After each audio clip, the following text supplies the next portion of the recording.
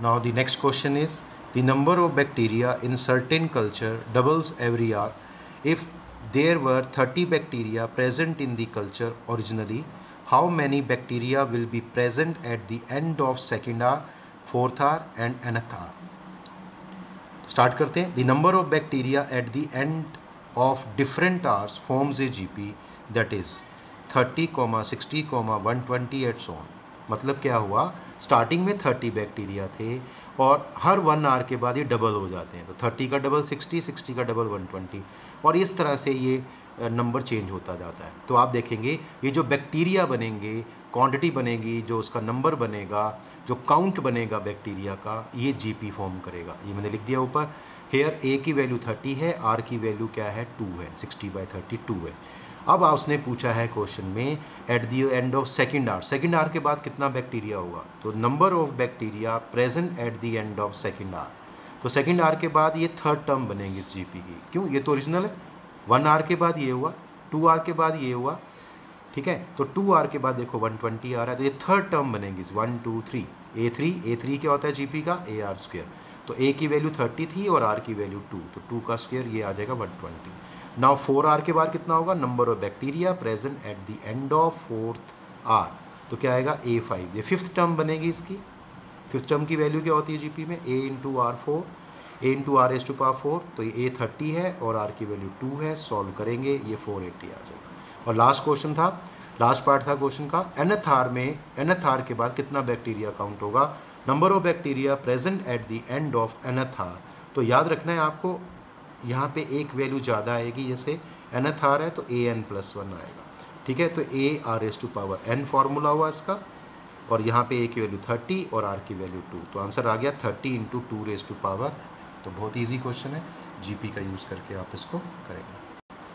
Next, what will ₹500 amount to in 10 years after its deposit in a bank which pays annual interest of 10% compounded annually. ठीक है, एक bank में अगर आप ₹500 deposit करते हैं तो 10 ईयर्स के बाद वो कितना अमाउंट हो जाएगा, अगर एनुअल इंटरेस्ट रेट जो है वो 10% है और वो कंपाउंडेड एनुअली है. ठीक है, तो एक कंपाउंड इंटरेस्ट का क्वेश्चन है. इस क्वेश्चन को हम 9th और 10th के मेथड से कर सकते हैं, ठीक है, कंपाउंड इंटरेस्ट के फॉर्मूले से. बट यहाँ आपने सीरीज़ का यूज़ करना है. तो मैं आपको बता दूँ, जिस क्वेश्चन में कंपाउंडेड वर्ड होगा उसमें हमेशा जीपी बनेगी. तो देखते हैं किस तरह से. इनिशियल अमाउंट है ₹500, रेट ऑफ इंटरेस्ट है 10%. तो पहले थोड़ा इसको प्रैक्टिकली कर लेते हैं. Amount at the end of first year, तो एक साल के बाद आपका अमाउंट कितना हो जाएगा, ₹500 कितने हो जाएंगे. तो कैसे बनेगा, ₹500 प्लस उसमें क्या ऐड होगा, क्योंकि एनुअली कंपाउंड हो रहा है तो 10% ऑफ 500 ऐड होगा. तो 10% ऑफ 500 कितना होता है 50. तो ये रुपीज़ आ जाएगा 550. Now amount at the end of second year. तो सेकेंड ईयर में क्योंकि कंपाउंड इंटरेस्ट का क्वेश्चन है, इट मीन्स फर्स्ट ईयर के बाद जो आपकी वैल्यू बनेगी, अमाउंट बनेगा, वो सेकेंड ईयर का प्रिंसिपल होगा और उसमें 10% इसी का ऐड होगा 550 का. तो ये बनेगा ₹550 प्लस 10% ऑफ 550, दैट इज़ 55. तो ऐड करने पे आपका जो अमाउंट आएगा वो ₹605 आएगा. इसी तरह से amount at the end of third year. तो थर्ड ईयर में जो प्रिंसिपल होगा स्टार्टिंग में वो यहाँ का अमाउंट होगा सेकेंड ईयर का. तो ये 605 प्लस 10% ऑफ 605. तो ये 605 प्लस 60.5 होगा, दैट इज़ ₹665.5 हो जाएगा. And so on. और इस तरह से ये अमाउंट बढ़ता जाएगा बैंक में, ठीक है, 10% के इंटरेस्ट से. नाउ सीक्वेंस, अगर हम सीक्वेंस की बात करें, अगर हमने इसको सीक्वेंस और सीरीज़ के हिसाब से करना है क्वेश्चन को.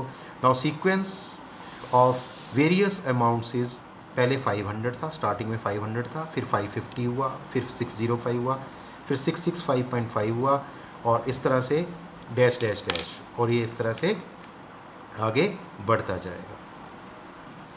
ठीक है, अब अगर हम इसको ध्यान से देखते हैं, इसको डिवाइड करते हैं इससे, या इसको डिवाइड करते हैं इससे, या इसको डिवाइड करते हैं इससे, तो आप क्या देखेंगे, यहाँ पे रेशो सेम आएगा. तो ये क्वेश्चन जीपी का होगा. आप यहाँ देखेंगे this is a GP, here A 500 है और आर की वैल्यू क्या है 605/550. सॉल्व करने पे 11/10 आएगा.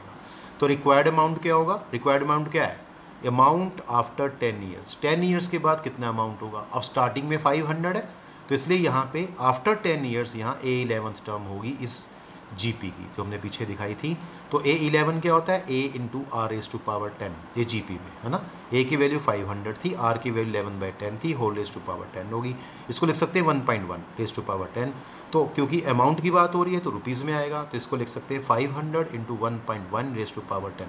थोड़ा मुश्किल है इसको सोल्व करना, आप ऐसे ही छोड़ सकते हैं आंसर को, ठीक है, इस फॉर्म में। नाउ एक बहुत ही अच्छा क्वेश्चन और आपके पास है, स्टार मैंने पहले से लगा रखा है।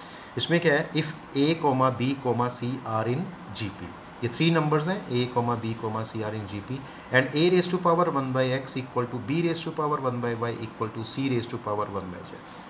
Prove that x, y, z are in AP। तो आपको प्रूव करना है, अगर ये 2 कंडीशन आपको दे रखी हैं तो प्रूव करना है जिसमें जो x, y, z नंबर्स होंगे वो AP बनाएंगे या AP में होंगे। तो स्टार्ट करते हैं पहले यहाँ से। Given A, B, C are in GP।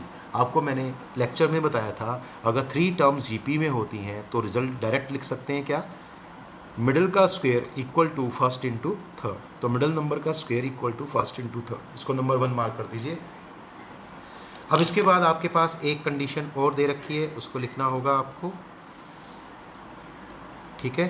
तो ये है we have A raise to power 1/x equal to B raise to power 1/y equal to C raise to power 1/z। अब ये 3 नंबर्स इक्वल है लेकिन एक्चुअली इनकी value क्या है पता नहीं, तो इसको हम K से कर लेते हैं।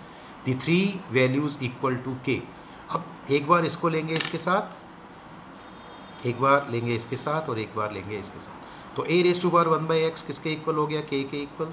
यहाँ से B raise to power 1/y किसके इक्वल हो गया, K के इक्वल। और यहाँ से C raise to power 1/z किसके इक्वल हो गया, K के इक्वल। नाउ A की वैल्यू यहाँ से फाइंड करेंगे तो K raise to power x हो जाएगी, यहाँ पे B की value K raise to power y हो जाएगी, यहाँ C की value K raise to power z हो जाएगी, ठीक है। तो ये जो पावर है इसका रेसिप्रोकल हो जाता है इधर, या आप लिख सकते हैं raising power x on both side, इस तरह से भी देख सकते हैं इसको।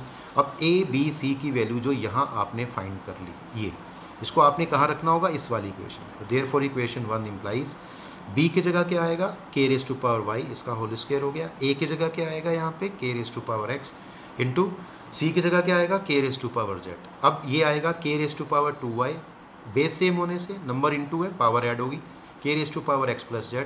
और आप देख पा रहे हैं 2 नंबर्स इक्वल है, बेस सेम है तो पावर भी इक्वल होगी, तो 2y किसका इक्वल होगा, x प्लस z। और ये भी आपको मैंने लेक्चर में बताया हुआ है, अगर बीच के टर्म का डबल, मिडिल टर्म का डबल फर्स्ट प्लस थर्ड होता है, जैसे यहाँ पे क्या आ रहा है 2y equal to x plus z, इसका मतलब फर्स्ट टर्म यहाँ x होगी, सेकंड टर्म इसमें y होगी और थर्ड टर्म z होगी। तो ये नंबर्स किस में होंगे, AP में होंगे। क्यों, ये इसकी कंडीशन होती है ये वाली कि अगर x, y, z AP में होते हैं तो कंडीशन क्या होती है, 2y equal to x plus z। तो आपको याद रखना है, अगर कहीं ये चीज़ मिलती है तो आप इसको लिख सकते हैं x, y, z are in AP, hence prove. तो ये बहुत ही अच्छा क्वेश्चन था। Now one more, this is a conceptual question, तो बहुत ही ध्यान से देखना आपको। A GP consist of an even number of terms, तो मैं यहाँ अंडरलाइन कर देता हूँ, even number of terms. If the sum of all the terms is 5 times the sum of terms occupying odd places, then find its common ratio. तो आप देख पा रहे हैं क्वेश्चन को, जब आप स्टडी कर रहे हैं तो उसी टाइम लग रहा है कि क्वेश्चन ध्यान से करने वाला है। तो क्योंकि GP का क्वेश्चन है तो स्टार्टिंग कैसे होगी, let small a be the first term and small r be the common ratio of GP। अब याद रखना इसमें नंबर ऑफ टर्म्स हमें नहीं पता, लेकिन ये पता है कि वो इवन नंबर्स हैं। तो let number of terms in GP 2n, आपको पता है 2n इवन नंबर होता है, इसलिए हम सपोज कर लेंगे GP की जो नंबर ऑफ टर्म्स हैं वो 2n है। नाउ अब गिवन, यहाँ आपको ध्यान से देखना है क्या गिवन था, sum of all the terms. तो ऑल टर्म्स मतलब 2n terms, that is a1 plus a2 plus a3 up to a2n। तो ये कंटिन्यूस टर्म्स का जो सम है 2n तक, इसको हम क्या लिख सकते हैं, S2n। तो नेक्स्ट लाइन में मैंने इसको S2n लिखा है, दैट इज sum of first 2n terms. लेकिन यहाँ क्या आएगा, equal to that is 5 times the term sum of terms occupying odd places. तो क्या आएगा, 5 टाइम्स ब्रैकेट और टर्म्स कौन सी होंगी, a1 plus a3 plus a5। और ध्यान रहे अगर ये 2n है तो ये इवन नंबर है, तो लास्ट टर्म क्या आएगी, इससे एक कम, मतलब 2n-1। तो इधर जो ऑड टर्म लास्ट बनेगी a2n-1 बनेगी। अब ये आपको बता दिया मैंने, this is the sum of first and 2n terms, तो S2n हो गया। यहाँ 5 आएगा, फर्स्ट टर्म की वैल्यू a होती है, थर्ड टर्म की वैल्यू AR² होती है, फिफ्थ टर्म की वैल्यू AR⁴ होती है, डैश डैश अप टू। और a2n-1 की जो वैल्यू होगी, टर्म की वैल्यू होगी, वो होगी a इंटू R⁴, इससे एक कम, दैट इज 2n-2। अब ध्यान रखना ये जो सीरीज़ बनी ये ऑड टर्म्स की सीरीज़ है, इसको डिवाइड करके देखो, कॉमन रेशो आर स्क्वेयर आएगा, इसका कॉमन रेशो आर स्क्वेयर आएगा, इसका मतलब इसका रेशो आर स्क्वेयर आएगा, तो ये जीपी बनेगी। This is also a GP. First term यहाँ ए है बट कॉमन रेशो यहाँ आर स्क्वेयर है। नंबर ऑफ टर्म्स, अब यहाँ पे जो स्टूडेंट्स गलती करेंगे, बहुत सारे स्टूडेंट्स गलती करेंगे, वो गलती ये करेंगे कि यहाँ नंबर ऑफ टर्म्स क्या लेंगे, 2n-1। तो ये 2n-1 नहीं आएगा। टोटल टर्म्स हमारे पास 2n है, उसमें से 50% ऑड होती हैं, 50% इवन होती हैं, और ये सारी ऑड टर्म्स हैं। अगर टोटल हमारे पास 2n टर्म्स हैं और आधी उसमें से ऑड है, आधी इवन है, तो बताओ ऑड कितनी होंगी, n टर्म्स होंगी। तो ये आएगा number of terms equal to n। तो ये मिस्टेक नहीं करनी, इस मिस्टेक की वजह से आपका एक क्वेश्चन हमेशा गलत आएगा। ठीक है, इसका आंसर गलत आएगा, रॉन्ग आएगा आंसर। तो इसलिए याद रखना, इसमें n number of terms n आएंगी, क्योंकि हाफ टर्म्स ऑड है इसमें। चलिए शुरू करते हैं। S2n, तो जीपी का फॉर्मूला पता है आपको, क्या होता है, a इंटू कॉमन रेशो क्या है इसका, नॉर्मल कॉमन रेशो क्या है, r, तो r⁻² 2n-1 over r-1। Formula पता है आपको सम का, सम ऑफ 2n टर्म्स का। इधर क्या आएगा 5 first term into common ratio कितना है, r square, raise to power क्या आएगा, n number of terms, -1 over r²-1। अब इसको देखते हैं, ये तो सेम ही लिख देंगे, a into r⁻² 2n-1 over r-1, और यहाँ 5 आएगा, यहाँ a आएगा, तो ये आ जाएगा r⁻² 2n-1, और इसके फैक्टर कर देंगे r-1 इंटू r+1। ये टर्म इससे कैंसिल हो गई, r-1 इससे कैंसिल हो गया, a इससे कैंसिल हो गया। तो देखो बहुत इजी हो गया, 1 इक्वल टू क्या आ गया, 5/r+1।